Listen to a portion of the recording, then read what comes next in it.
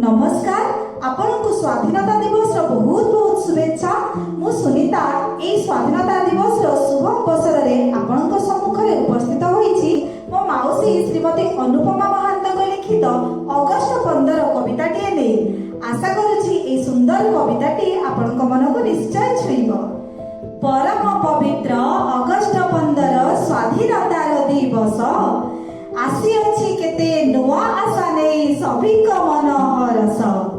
त्रिरंगा पताका उड़े फर फर केते जे कहानी कहे।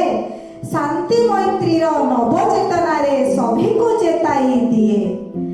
सुजला सुफला शस्य श्यामला भारत माता आमर ताहा पाई आमे करि जिबा काम स्वार्थ को करी दूर। भारत मातार नयनरु आमे पोछि देबा आस लुह। देश पाई जदि न लागे ए प्राण कि लाभ तहिरे कुह। अक्षय रहु एही स्वाधीनता आम निरापदे थाउ। देश मातृकार चरण सेवारे ए जीवन धन्य हेउ।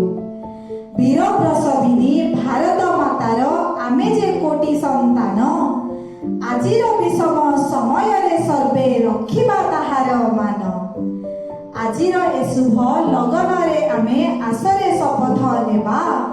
जिए जेउ काम करुना काहेकि भल मनिषटे हेबा।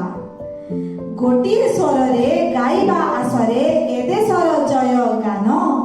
भारत आमर जन्मभूमि जगते अटे महान। आशा करुछि कविताटी आपनको निश्चय भल लागिथिबो।